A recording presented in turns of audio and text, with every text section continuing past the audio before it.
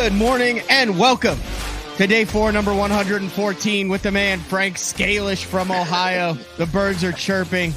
The cats are meowing.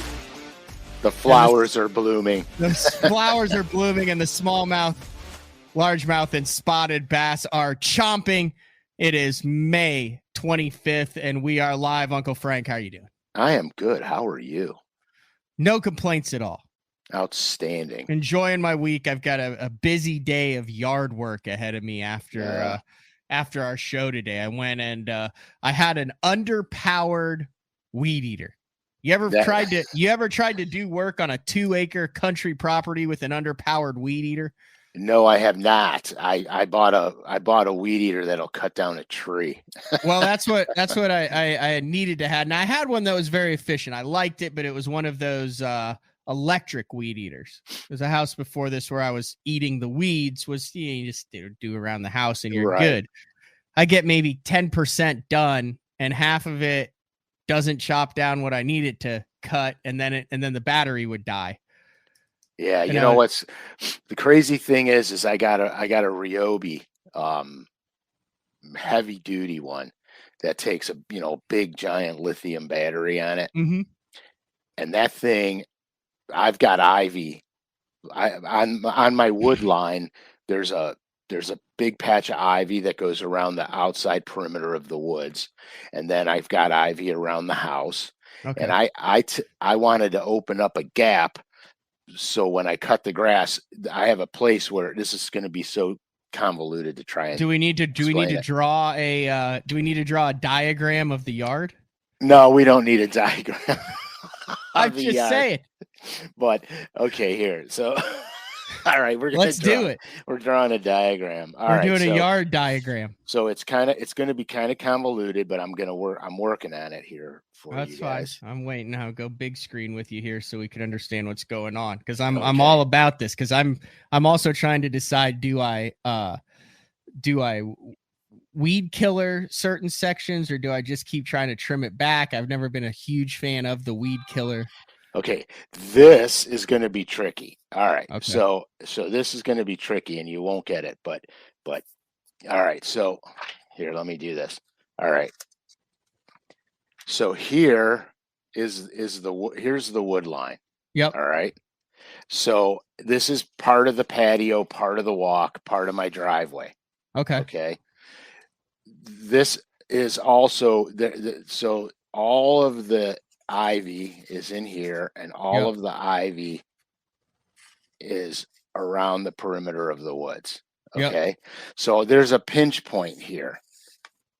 If we were fishing, this would be a good spot. So anyhow, So what I wanted to do, because this is like a lawnmower width wide. It grew out and it's closing off. All right. So I took the weed eater and I literally, this is absolutely crazy. So I took this weed eater and I literally ground all this ivy back. So now it's a better rounded point here, and open this up so it's like 4 lawnmower widths wide. So I took this weed eater and I literally just mowed this ivy to the dirt. It took the vines, the roots, everything out. And it took me literally minutes to do it. It was unbelievable. This thing for being a battery powered unit, this thing literally is so destructive. I mean, it's like if I freak out when I use it, so I wear my work boots when I use it, because I don't want that cord to touch me, because it'll cut you wide open. But it's the best. It'll make mincemeat out of anything. Small saplings, it cuts them right off. I mean, it's pretty badass. Nice. I think I went. I know I went with the Husqvarna from Lowe's. Oh yeah, Husky makes a good one. Husqvarna. Right. Husqvarna with it's orange, which is kind of like OSU in Texas. But anyway, I got over that. And or Mark's Super Spooks. Yeah, well, no, those are accented orange, but yeah, no, I'm all in on this. Takes the actual gas. It has the deal where you prime it and then it starts and it goes, and then you hit it and it goes, and you like feel like you're playing air guitar with the weed eater. Yeah. I would point out, this reminded me of what you said. I just Googled it. Did you know that some plants emit noise when they are cut, which can be interpreted as a scream? This Yeah. noise is a form of communication for survival. Plants do not have a nervous system, but plants can also cry for help if they are injured. Oh my gosh. Did you know that? I No, remember I didn't know seeing that. that recently. I was watching the news and they were talking about how plants scream. Perfect. That's There's perfect. beds, so that's just a nightmare opening segment if you're a ficus. My yard must be when every time I pull that thing out, my yard must freak out. He's back. John Tix asks, are these available on LureNet? No, they're not. You know, Husky used to make Husqvarna used to make motorcycles. I'm sure they still do. Oh, this thing sounds like a motorcycle. You got to have the oil and gas mix in it. Oh yeah.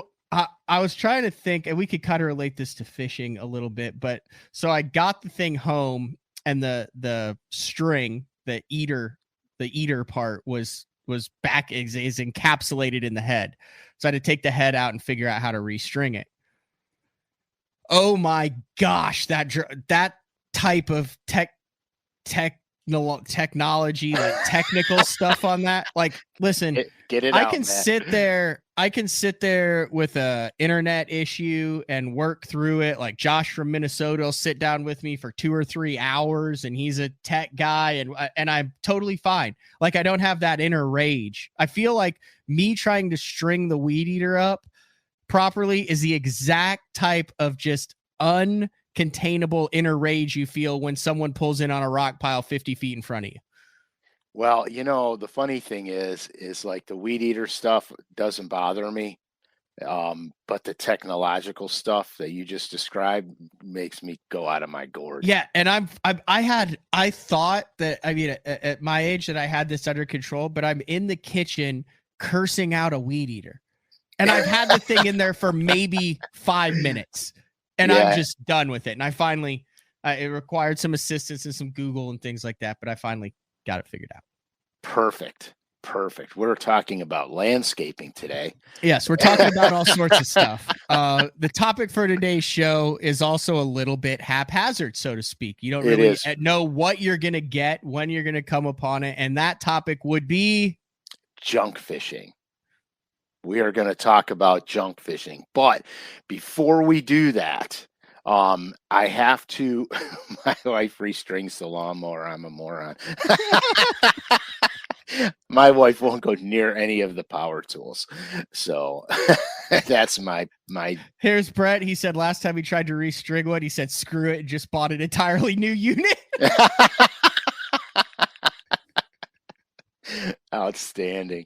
Okay, I'm not the only one. Sorry. No. So back to junk fishing. Remember, the BTL 100 code ends at the end of June. Okay, so that doesn't work on the paint shop stuff, though. Probably not. Because I tried to use it when I purchased my own color number 7s that were available. I wasn't able to put it. Yeah, I wasn't able to put it in. So it's not available on the paint shop items, but it's available on anything that's not already currently on sale. Okay. That's the best way to put it. And there's a very small amount of color 7s available. But they are. I'm shocked that there's still a couple left. I could venture a guess to say that if a handful of guys get the urge to buy more, they'll be out. And then when the BTL 100 code, don't forget, there's new custom colors in the finesse worms and the spine cross. And there's a really super cool Norman NXS color on the paint shop. It's called Muted Citrus. Hold on, let me pull that up, and we'll just get all of the details out of the way before we get into junk fishing, because this might take a while, because during our we actually had a short pre-show meeting. You were getting anxiety over how many. Oh, dude. 12 setups for junk fishing this time of the year? Yeah, it's my least favorite time ever. Hold on, let me share the screen right here because this is a cool color. Did you come up with this one, or is this a? I did not do muted citrus.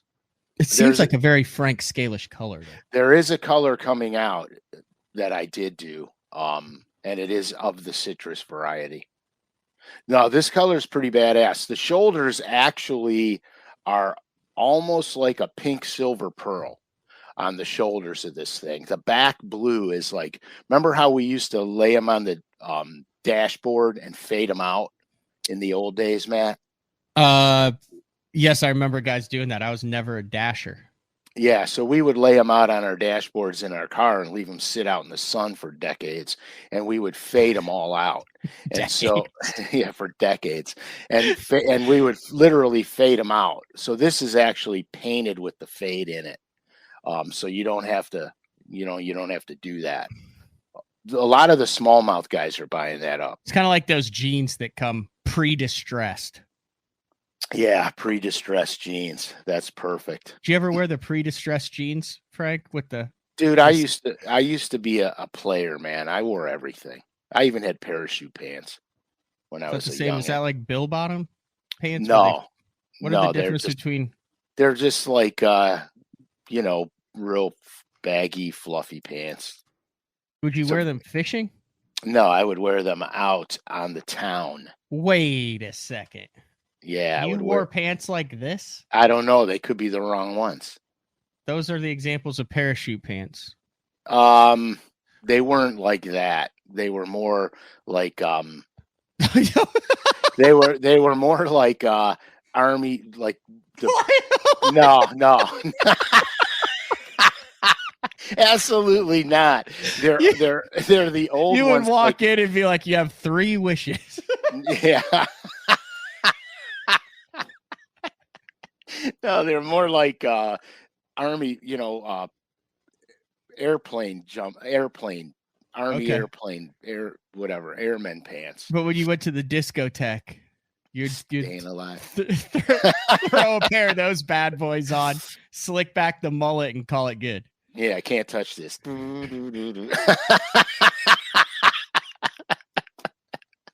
Yeah, you can draw and carry a tune. That's multi-talented. Oh yeah, there's many facets to me that nobody knows about. Thank God. Okay, yeah. Sorry. Were we talking about fishing? We're talking about junk right now. How did we go from a muted, subtle chartreuse to parachute pants? Because that's how that connection was made. I said back in the day. Yeah, Frankie Jr., you're on that.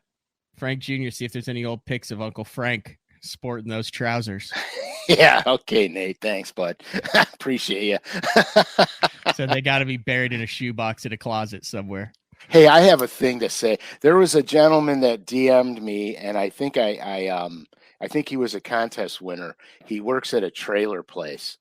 DM me again. So, I was fishing the other day, and somebody walked across my trailer and broke my brake line off. What? Yeah. Instead of walking around the truck, okay, there was 4 or 5 of us parked in a straight line, and there was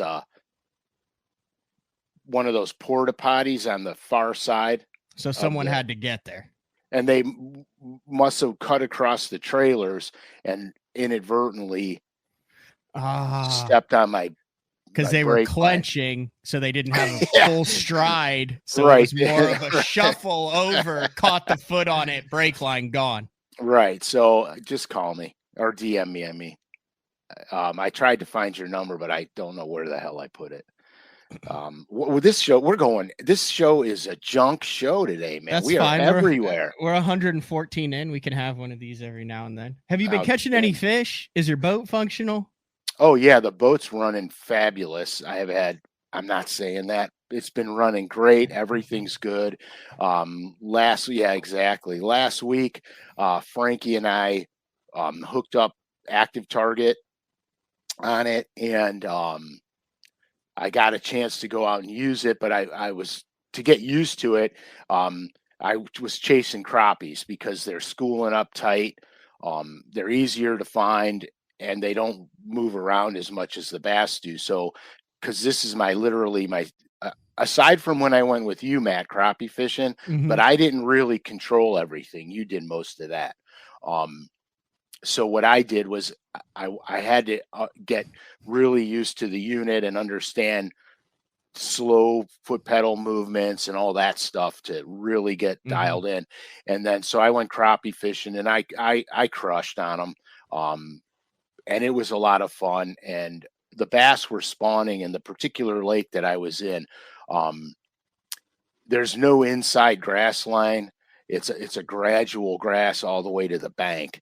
And so the crazy thing is that normally you could find really good stepping over the trailer seems like a risky movie.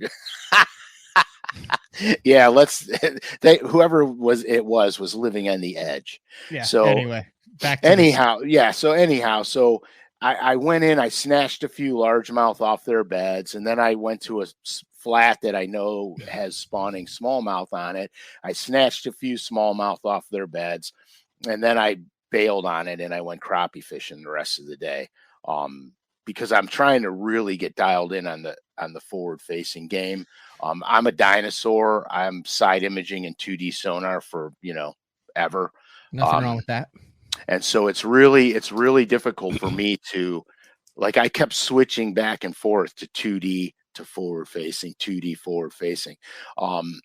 Really what I want the forward facing for is when I'm fishing when I'm crankbaiting grass lake edges, so I can see the grass edge and I don't waste a cast, because with 2D, I get on the ledge, get off the ledge, and then try to parallel it.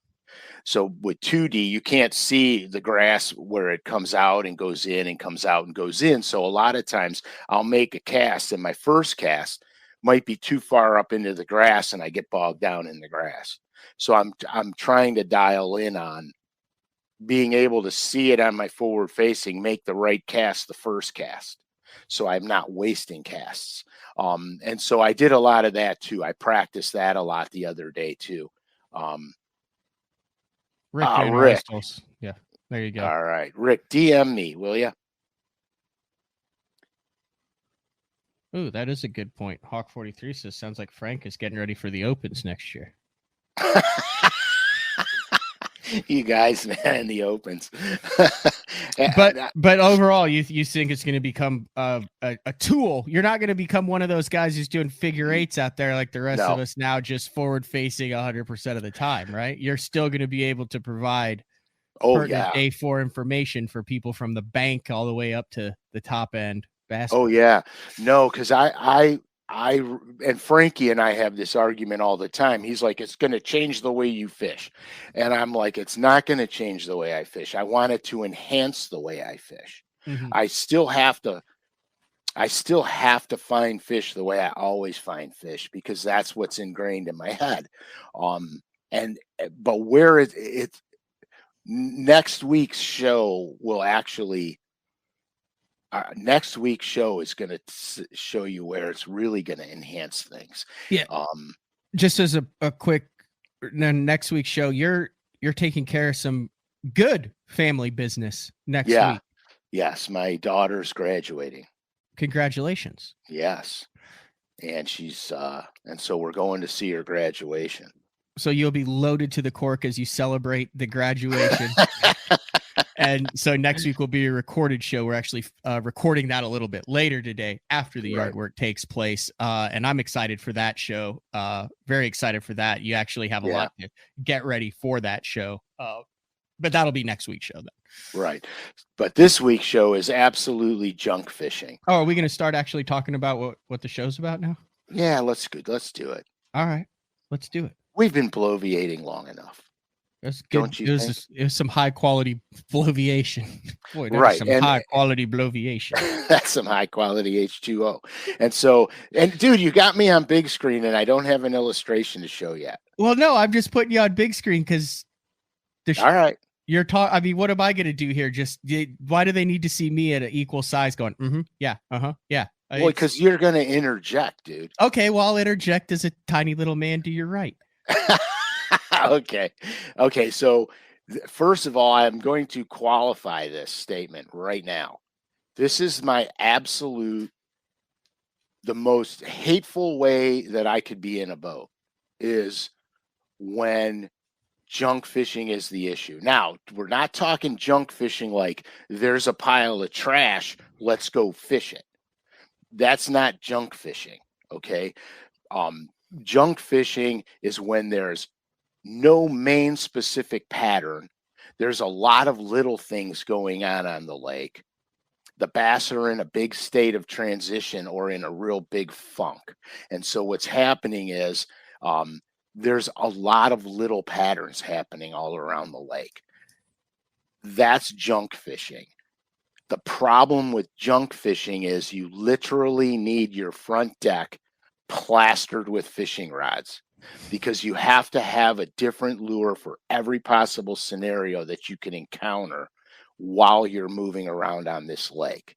This is way too unorganized for my OCD. I absolutely hate this type of fishing, but you have to do what you have to do to catch them. So I thought it would be an interesting show because you guys know how organized I am all the time. So when does this typically happen, I guess is the question. All right. So what I'm finding out is that typically this happens at the very end of the spawn through parts of the post spawn. What's going on now is you've got fish leaving beds, fish that left the beds earlier, because this is the way end of the spawn. There'll be a few fish on the beds, probably 80% of them are off the beds. And as you know, fish don't all spawn at the same time. So you've got fish in many different transitions, basically. The sloppy pattern will start to tighten up as summer starts to really get solid. Then the patterns start to tighten up again. So the best approach that I could say, because honestly, I hate this time of year. So the best approach that I could say is the first thing you want to do is you want to look for spawning areas, and you're going to work out from those spawning areas because there's going to be fish all the way through. Like here, last week, you guys were all piled on the Decatur Flats. Well, the Decatur Flats in places is shallow enough for bass to spawn on them. And they've got all kinds of little drainage ditches that run throughout these flats. So the bass can spawn on the high spots in the shell beds and then pull off into the drainage ditches based on weather, wind, or current, or lack thereof. And lack thereof we'll get into next week's show. Because then the bass have a tendency to suspend because they don't have to hold on anything. There's no reason for them to. But so the next thing to do is I'm going to find these spawning flats, but I'm going to look for areas here. I'll show you. I have a map. So what I'm going to do is... you do have a map? Yeah, I have one map. Wow, that's a quality map too. That's some high quality H2O. So anyway, can you see this thing? Yes, absolutely. Okay, because it's popping. I'm behind. So no. So these are the spawning flats, okay? Yep.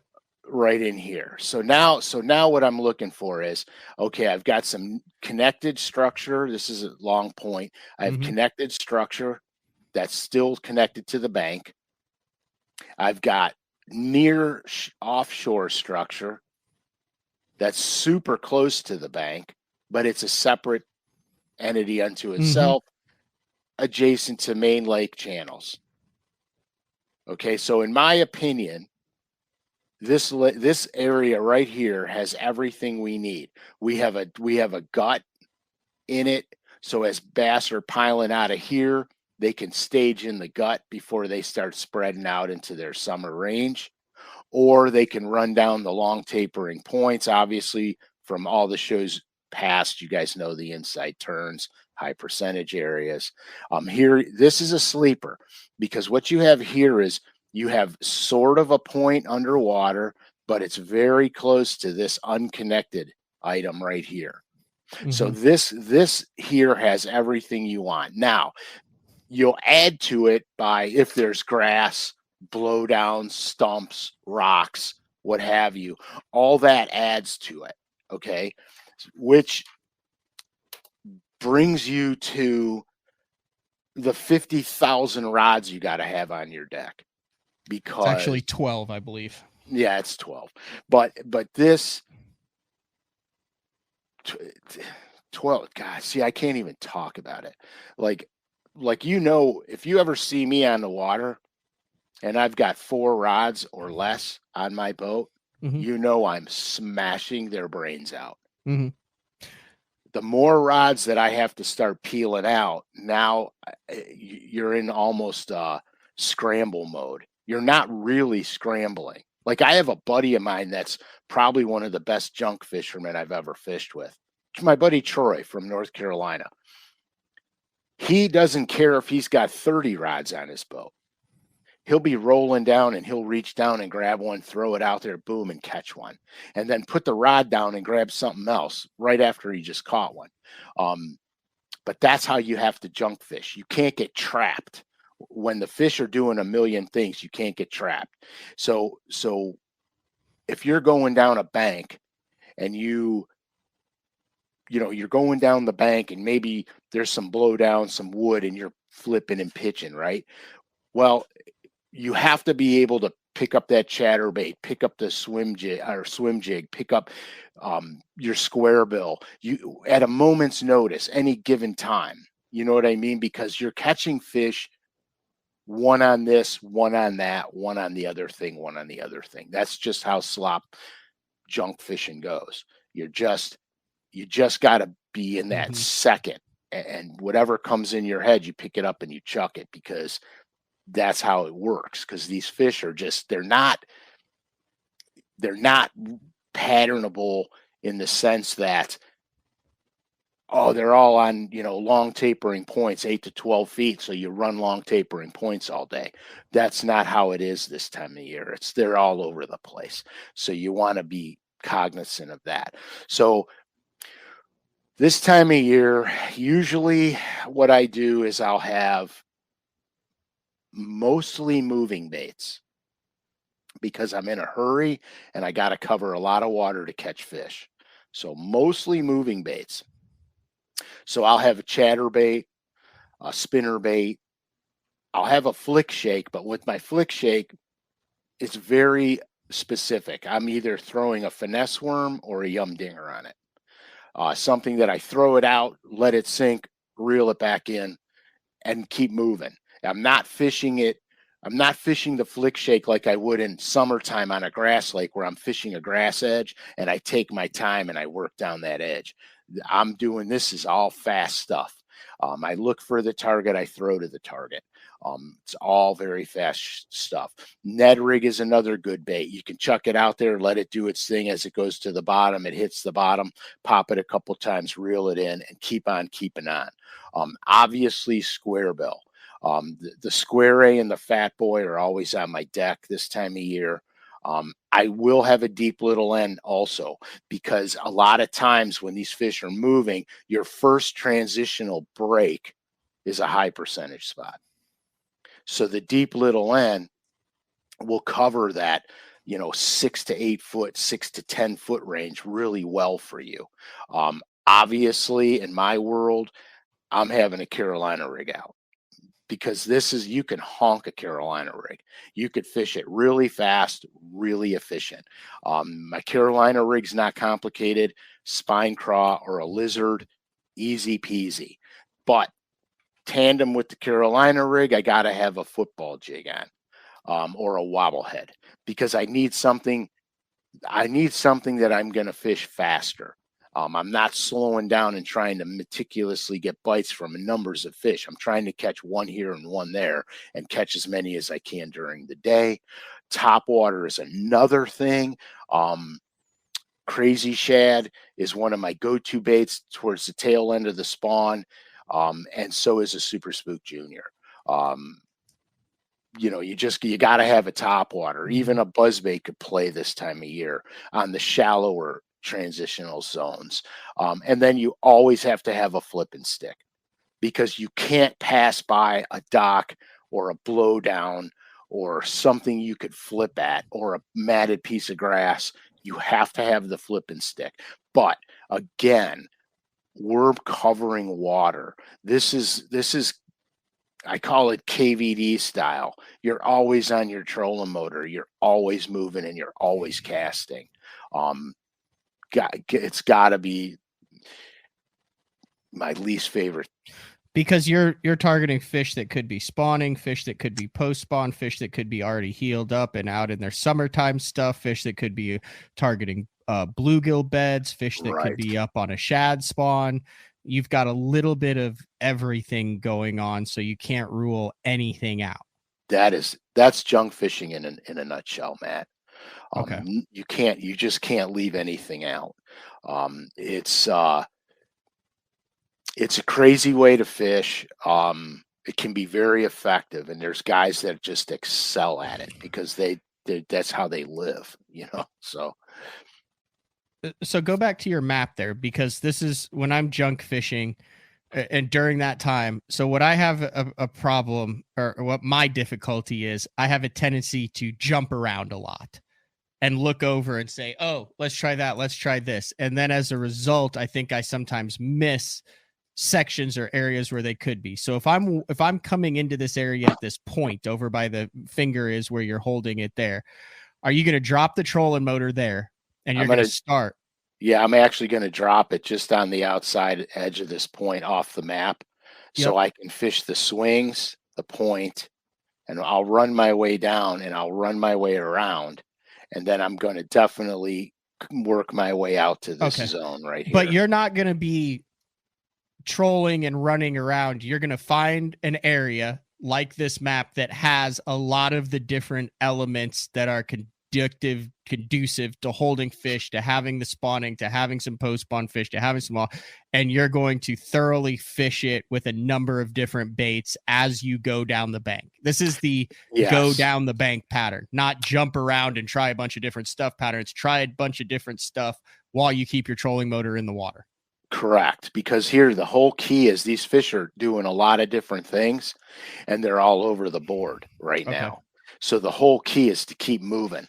So if you put yourself in an area that has the most of everything, you've got a little bit of near offshore, you've got blowdowns, you've got grass, if your lake has grass, rocks, whatever, you're now apt to catch a fish on every different piece of cover, but you're also apt to catch fish on different structural elements.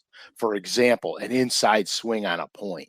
They're always high percentage spots, but this is a time when you're probably going to get bit there because you got fish coming and going and moving. So it's always going to reload. Now, we're not talking about catching massive numbers on any one given area. This is the time of year where you could catch a lot of fish here. All of this, you could catch a lot of fish, but you're not going to catch a lot of fish maybe here, or you're not going to catch a lot of fish here. You know what I mean? You're going to catch a lot of fish in that area, but you're going to catch one or two in certain places. But as long as you keep moving, by the end of the day, you're going to put a lot of fish. It's going to look good. Let me ask you this, so that it also sounds like you're junk fishing. Obviously has a connotation of there is no pattern, so everything's in play.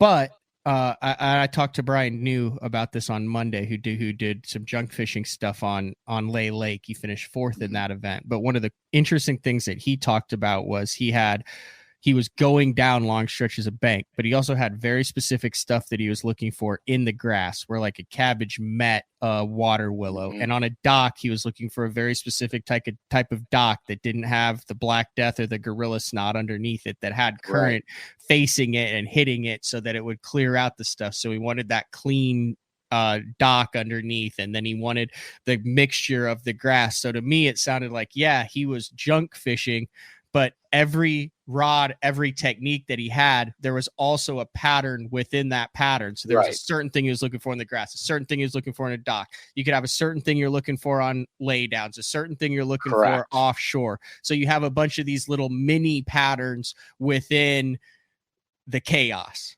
Right. And that was the opening statement. There's many different little patterns going on. Yep.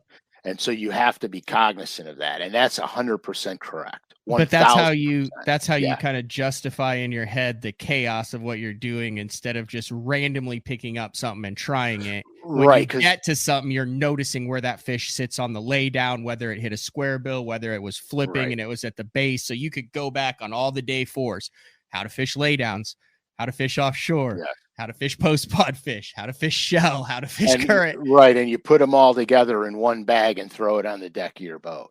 Yeah. Because look, there's always specifics. Fish want specific things. We call it a junk pattern. The reason we call it a junk pattern is because you need 12 rods. Yeah. You know what I mean? Or 14 rods. Because like you just said, when you pull up to a blowdown, they might be in the first big crotch of the tree where the branches first spread out, or they might be on the root ball against the bank. You'll pick this up as you go. So the next time you go to the blowdown, you know that I've got to flip something against the root ball and I got to square bill the first split in the branch. So now you're fishing the blowdown, but here you got 2 baits. You got a flipping bait and a square bill.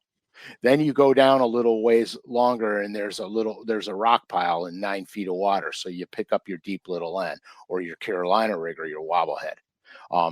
And you do that. Same thing, so there's mini patterns. So then you'll know when you're going down as you start to catch fish throughout the day, you'll start to narrow down, okay, I got to throw here on the blowdown. I got to throw here on the dock. And this is exactly what I'm looking for on a shell bed or a rock pile. And so then you could go down and now you're becoming way more efficient junk fishing. It's not random. You don't just pick up a rod it's not random. You still have to approach the cover or the structure. That's fishing roulette. Yeah, exactly. Exactly. So it's not random. It's not you're just going to flip a coin. Let me see. Spinhead, spinnerbait. No, that's not it. If you're coming around the corner and you got a wind-blown bank, your chances are better with the spinnerbait and a chatterbait than flipping something. Because you got the wind pushing on there, you got bait fish moving, eating the plankton where the wind's going, and so you use all your knowledge to do that, to gain, to fine tune those multiple mini patterns. Really. All right. One of the baits you mentioned was a little N. Right. Here's a little N here. I'm deep little N. I'm looking at all sorts of different colors. When it's time to junk fish in this time of the year, what are the color palettes that you're primarily sticking with? Okay. Lavender shad is one of my favorites right there. Holy shad is another one, which is to the right. Now, when I designed holy shad color, the picture doesn't do it justice at all because that bait is translucent. It's semi-transparent. It's out of stock right now. Well, yeah, it was a good seller. And then back down because I also have some oldies that are important. Chartreuse and blue is a very important mainstay of mine because I'll fish that in stained off-color water, even dirty water, and then go back and then let me see, keep going. Stop. Evu is another good color, extra virgin olive oil. That color there translates really good in clean water, real clear water to stained water. That's really a good color. And then there should be another one called olive blue.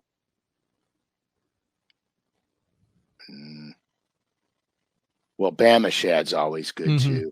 But all these are mainly shad bluegill imitators. You're not Right. fishing the oranges and the weird off color stuff. That was kind of more my point on, or my question on this. Yeah, because we're out of the reds. The water temperature is way too warm. Bass are already done spawning. They're keying in on bait and bluegills. So I'm staying more bait fish. Have you mentioned this? Have you gone through all 12 yet, or did I? I did real quickly. Did you mention Chatterbait. a shaky head? I mentioned no, I didn't even mention the shaky head. I did flick shake and Ned rig. Okay, same thing. That'll fall under that. Okay. Yeah, but no, the shaky head's a good bet too. Now on my shaky head, I do some weird things with my shaky head baits. I throw the finesse worm on it. I'll throw a dinger on it, a 5-inch dinger on it. But I'll also throw a 4-inch hooktail worm on it. And see, and there's a lot of, I'm so glad they put the color extension into the finesse worms, because now you've got, GB Haze, Elder's Magic in it, green pumpkin blue, which is one of my favorites. My favorite two colors, probably, if I had to pick two that I'm starting with wherever I go, is going to be green pumpkin blue or GB Haze. Because GB Haze is translucent enough where in clear water it's money, and in off-color water it's money. And green pumpkin blue is just, green pumpkin is good. If you're ever in doubt, just throw green pumpkin. Yep. You know what I mean? A little bit of chartreuse, little splash of chartreuse on the tail, or not? 100%. Yeah, I do, but a tiny bit. A real tiny bit. Yeah, because if you've ever seen bluegills and perch in the water, the rim on their tails has that vibrant greenish chartreuse hue to it. So I just want the representation, basically. And that bait's really great on a flick shake too, especially in pressured areas, because it's way more finessey. And so that's kind of how I go with that. We also talked square bills, deep little ends, Carolina rigs, football jigs, wobble heads. So you have stuff that covers all different, all the water columns. Yeah, all the water columns. Another bait that I didn't even mention, like a breaking shad or a super fluke style bait. Yep. That's also very good, because when you come up to those shallow areas, you can throw that thing up there and work it back. And here's something that I noticed a lot. When you think it's too shallow, it's not too shallow, because on some of these super clear water lakes, you can't see the bass in 10 inches of water. There's all kinds of debris, grass clumps, et cetera, and the bottom is mottled. So if you look at the bottom and it's not one smooth color and you see dark and light spots, that's money, because that's where the bass hide. Couple days ago, that's how I was catching all my largemouth. I was throwing a wacky rig dinger in 10 inches of water. I couldn't see any of the fish, but it worked everywhere. The bottom looked mottled, where I had light spots, dark spots. It worked. And when I got into places where the bottom was all the same color, I couldn't catch anything. And so I was scooting down the bank, and as soon as I came to an area where it looked all marbly and mottled, I would start casting out there and start catching them. Again, pattern within the pattern, right? They weren't all just in 10 inches to 2 feet of water. There had to be the reason, and the reason was all that marbling meant that there were dips, high spots, grass clumps, debris, and a good bottom composition. Because at the end of the day, we're at the tail end of the spawn right now. So at the end of the day, I'm catching fish that I can't see that are maybe on beds, and catching fish that are still in the area that are just leaving. So you want to be cognizant of that also. So that's a lot of information. What we've basically done here is taken 3 months of day 4s for the last 2 years and kind of said, hey, take the best of this once you know this technique and this technique and this technique and this technique, and you're kind of throwing it all together, and you might catch 9 bass on 7 different baits. Absolutely. I mean, without a doubt, Mm-hmm. that's junk fishing. You know, not fishing junk piles. Mm-hmm. Right. Now, let me ask you this about junk fishing. This is something I struggle with. I think something a lot of people struggle with.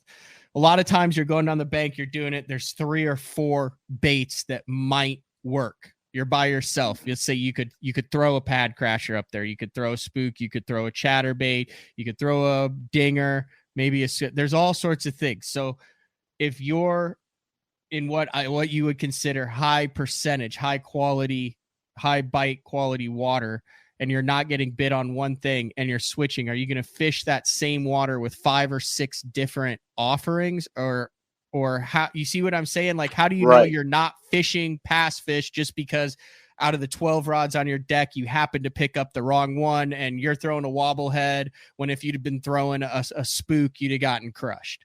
How do you know you're not fishing pass fish when you're junk fishing, I guess, is the easy way to answer. Because we're narrowing down the mini patterns, right? So let's say I'm going through an area and I'm not getting bit on whatever bait I'm throwing. Mm-hmm.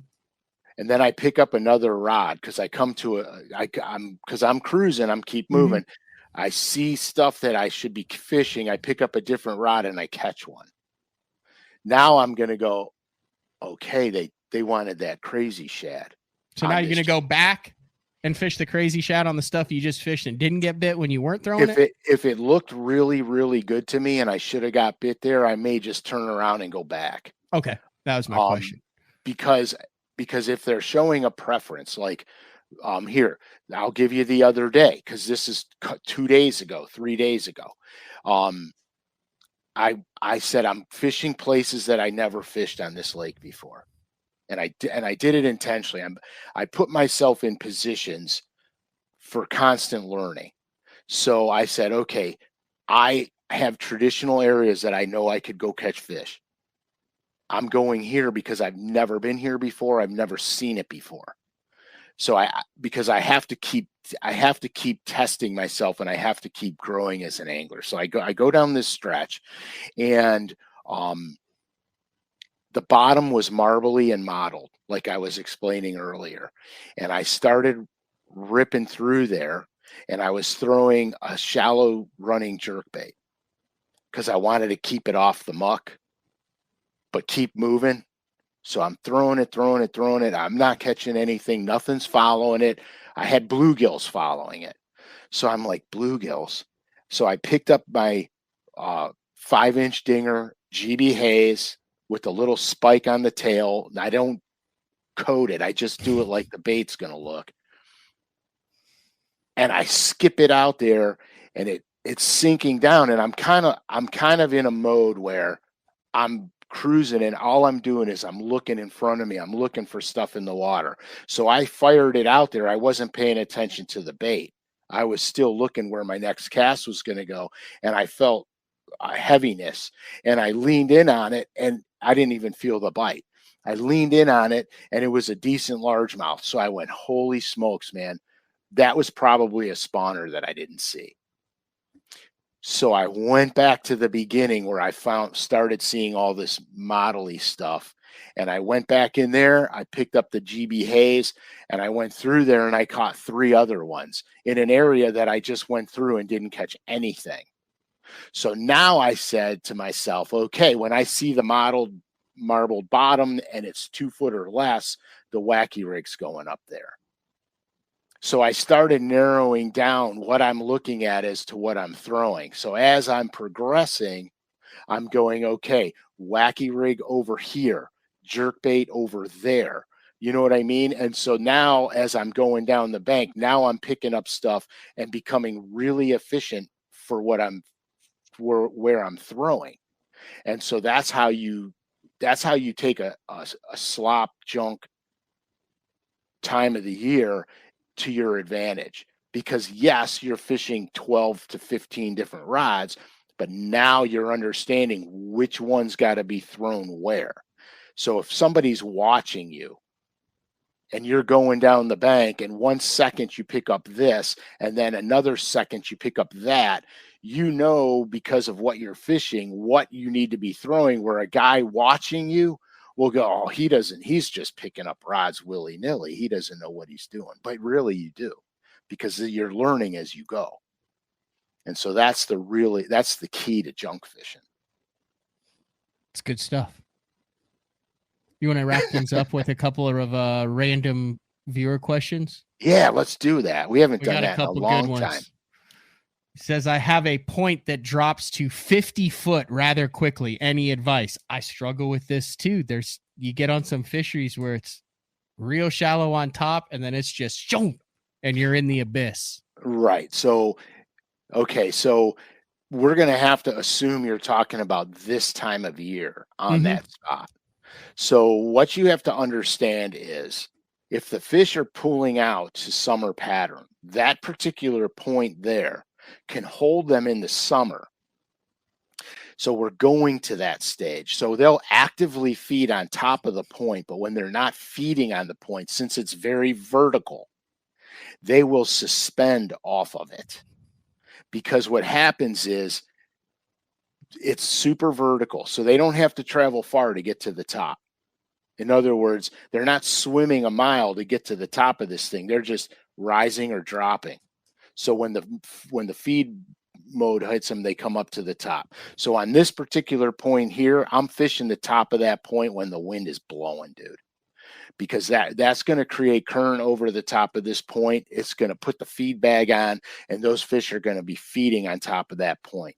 If it's slick flat, I'm going to back off the point and I'll throw a slow falling bait, try to catch those suspended fish on the edges of it. And normally there'll be on the inside swings on that, or on the very end tip of the point. Most of your fish will be on the swings. It's just a higher percentage area. And so that particular point there, if the wind's blowing, I'm going to go to it. If the wind's on it, I'm going there, because the only place they can actively feed is on top of it. Now, later in the year, which we'll cover in the next show, there'll be differences. But for now, that's how they're going to behave on that point. Steven would like to know, can you junk fish, air quotes, offshore? Can you do the same thing but stay away from the bank and go around and try all sorts of offshore stuff with all sorts of different, does it not work as good? Well, you're going to be really offshore. You're going to be really offshore bait specific.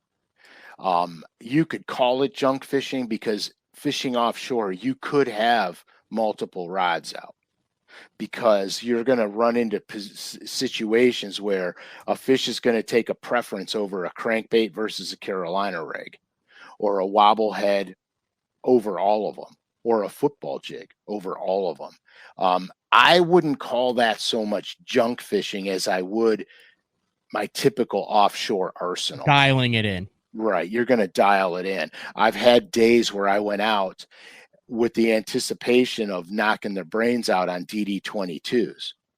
And I've caught the first 3 fish on a DD22 and couldn't catch another one, and then picked up the Carolina rig and had one of the best days of my life. So the bass will tell you, you can't get fooled. You still have to switch it up until you really start honing in on it. But I wouldn't call that necessarily junk fishing, because I've got certain offshore tools that I use.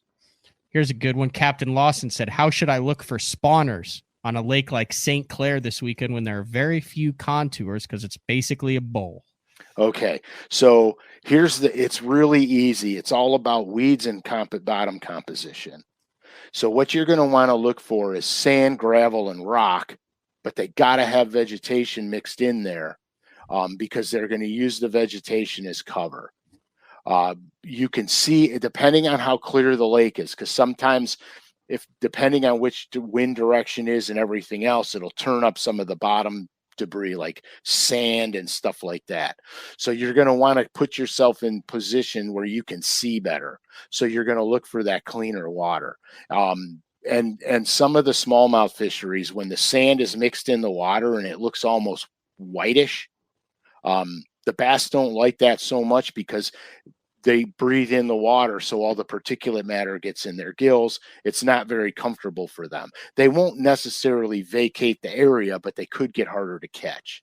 So the cleaner the water, the better you have if you're sight fishing them, if you're looking for spawners. And you're going high bypass and just going, and when you see it, you'll know it. Yeah, you'll spot the beds. The beds are easy to spot. So like just the other day, I was sight fishing on some smallmouth on a big flat, 5 to 8 feet deep. So I was running the trolling motor, and I got where the sun was, where I can see farther in the water. You want it behind you, right? Yeah. So that's you want it so there's no glare on the water for you. So you could turn your boat around, and then you'll see, oh, I can really see good this way. That's the way you travel. If you can't parallel the flat, you can zigzag back and forth, knowing that on either your right turn or your left turn, you're going to have high visibility. And you keep moving. Like here, I spotted a bed. I didn't see the bass. It wasn't on the bed. I spotted the bed. It looked like a pile. It looked like a little pile of rocks with some shells on the outside of it. So I spot the bed. I don't see the bass. I turn the boat. I got a really good vision. About 10 feet away, I saw the smallmouth.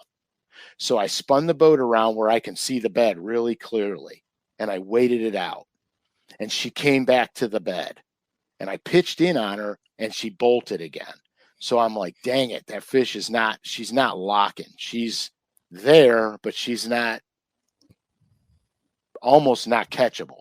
So what I did was I repositioned my boat a different angle. I was really hard for me to see the bed, but she couldn't see me as good either. Okay. She came right back to the bed. She positioned herself on the bed. I threw the dinger out at her, and she got it. I didn't even feel it. I didn't see her flare on it because I could barely see her. The angle, the sun angle was horrible. She flared on it. I just leaned on her a little bit. I had a couple head shakes, and it came off. I said, oh, I'm going to catch her on the next one. So the wind was pushing me on her bed. She scattered again. So now I went behind the bed so I could be into the wind. And I waited on her. She came back, and I caught her on the next cast. It was a 4-pounder. I caught her on the next cast. So it was a game of cat and mouse, so to speak. Like I said, I left those fish. I didn't stay and sight fish on the bedders. I left them. And then I actually went crappie fishing with active target. You're screwed on that. That's all you're going to do now. Brett would like to. We'll take another question here. For northern glacial lakes, after the bass are done spawning, do you prefer staying shallow and fishing near bluegill beds, or bouncing and going offshore? Okay, so the bass are going to tell me what I have to do. I like the northern lakes a lot because you're going to have a mix of. Is that like Cayuga? Yeah, you're going to have, it's, Cayuga, Oneida, Seneca. Champlain, Seneca, all those lakes. You're going to have a multitude of grass, rock, gravel, sand, and with glacier lakes, there's going to be a definitive break somewhere. So they're not, I don't want to say they're easy, but they're easier because all you have to do is get where they were spawning and start to fish your way out to the first break, or you can do it in reverse. Get on the first break and fish your way to where they were spawning. Somewhere in the interim, you're gonna find the depth range that the fish want to be at. I say depth range because that's very important in the northern lakes. The fish will utilize a certain depth based also on clarity. Okay, water clarity, because some of these northern lakes super clean, and some of them not so much. Mm-hmm. So the depth range is the important factor here. Like there's one lake that right now you can be fishing 2 foot, 3 foot to 0 feet and catching them, and the spawn is over for the most part. And there's another lake literally 30 minutes away from this lake that's super clear, and you got to be in the 8 to 9 to 10 foot range. They're doing the same thing, but they're doing it a little deeper on the cleaner lake. But the northern glacier lakes are pretty easy because you just need to establish depth first, and then you'll dial right in on them. And don't ignore topwaters on the clear northern lakes, super spook juniors, crazy shads, etc. Don't ignore that on these lakes because they can find fish for you. All right, 2 more quick questions. Tidal water. Fishing tidewater. When do you know to go deep, or when do you just stay shallow and fish the? Okay, the tidal waters are tricky in a sense that they bite way better on the outgoing and the incoming, and the outgoing is the best. Mm-hmm. The incoming, as long as the water's moving in or out, you're going to have biteable fish. What I've noticed about tidal water, with the exception of winter, for the most part, the bass are always going to be from that 2 to 7 or 8 foot range. I very seldomly catch them deeper than that, except in the winter time in tidal waters, because they're going to look for areas outside current in the winter where they're going to want the deep holes in creek mouths or in man-made marinas. They'll winter in those places. They can use those places in the summer also, but I've had too many good days on tidal fisheries in the summer fishing waist deep or shallower. It's all predicated on tide movement.